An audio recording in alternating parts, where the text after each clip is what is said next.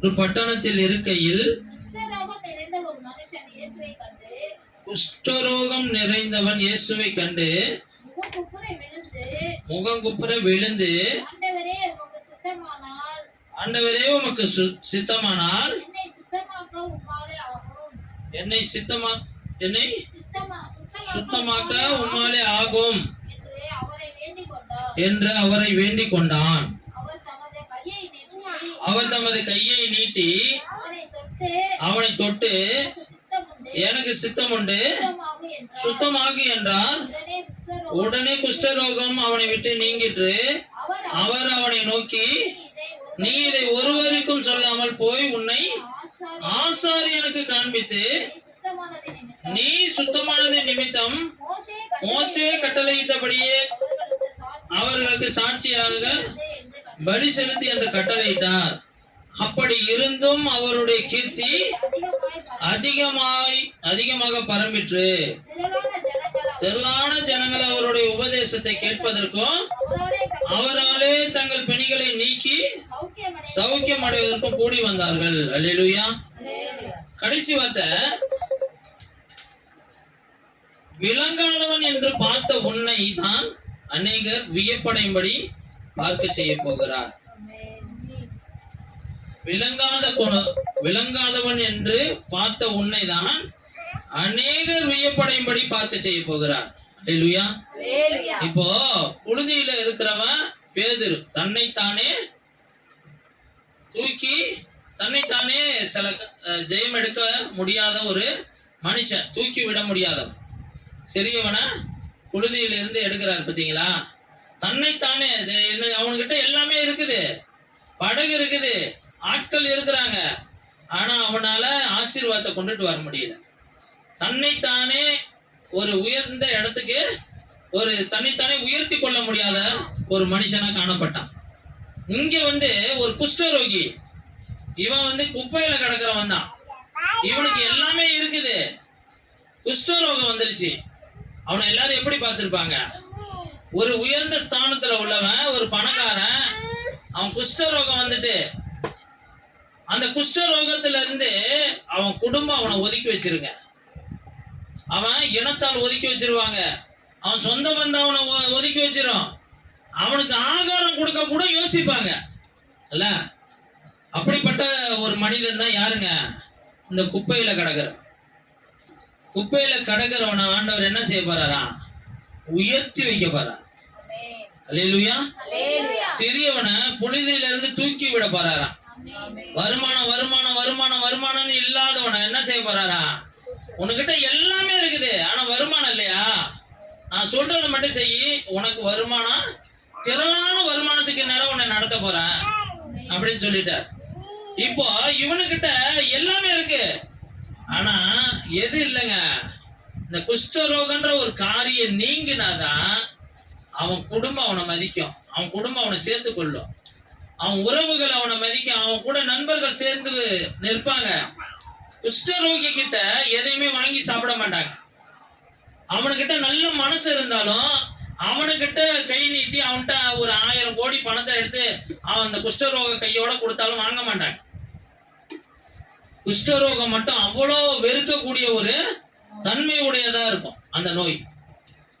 பார்த்துருக்கீங்களா? குஷ்டரோகம் பிடிச்சவங்கலாம் இந்த விரல்லாம் அப்படியே அழுகி போயிடும், விரல்லாம் மொட்டையாயிடும். பார்த்துருக்கீங்களா? அப்படிப்பட்டவங்களாம் பார்த்தது இல்லையா? அப்படியே விரல் கட்டையா போயிடும், அப்படியே அழுகி அப்படியே கட்டையா ஒண்ணுமே இல்லாத படிக்கு போயிட்டு இருக்கும், தானா அழுகி போயிட்டு இருக்கும். இதுதான் குஷ்டரோகம். இந்த கையுடையவன் நம்ம வீட்டுல இருந்தா எப்படி இருக்கும் யோசிச்சு பாருங்க. இந்த கையுடையவர்கள் நம்ம குடும்பத்துல யாருக்காவது ஒருத்தவங்களுக்கு இருக்குது அப்படின்னா அவங்கள்ட்ட நம்ம என்னதான் இருந்தாலும் அவங்க கையில இருந்து கொஞ்சம் வாங்கி சாப்பிடுவோமா?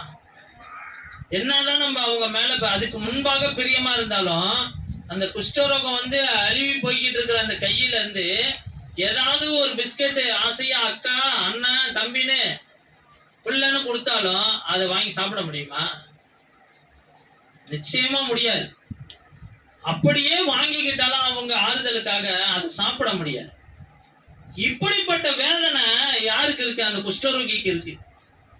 அவன் தான் குப்பையில கிடக்குறான்.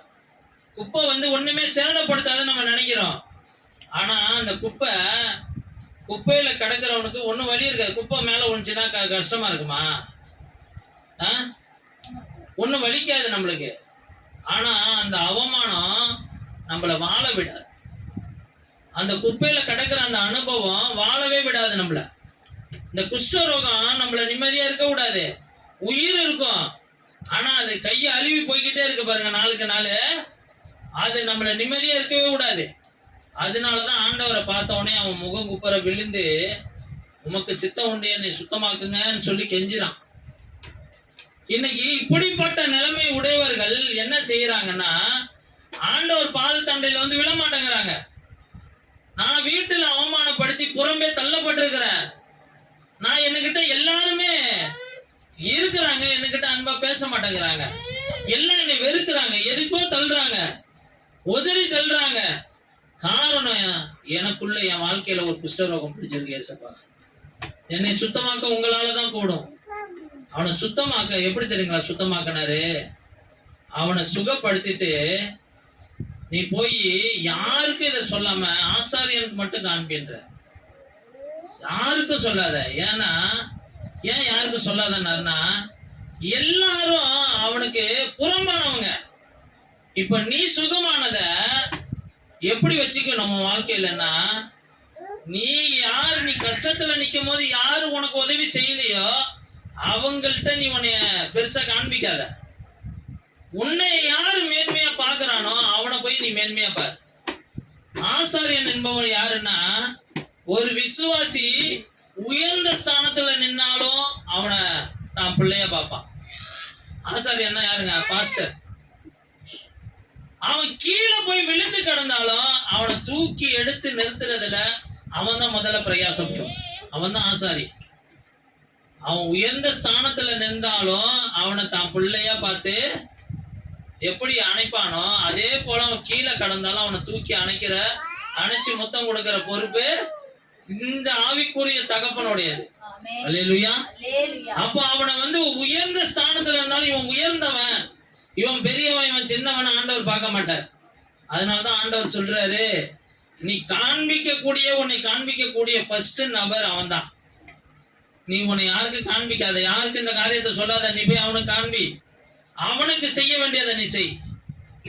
இப்போ உள்ள குஷ்டரோகம் நம்ம குடும்பத்துல இருந்து ஆண்டவர் ஒரு சுகம் கொடுத்துட்டாருன்னா, அது யாருக்கிட்ட அந்த சந்தோஷத்தை ஃபர்ஸ்ட் பகிர்ந்துக்கணும்னா, ஊழியக்கார அம்மாட்ட ஊழியக்காரங்கள்ட்ட ஃபர்ஸ்ட் பகிர்ந்துக்கணும்.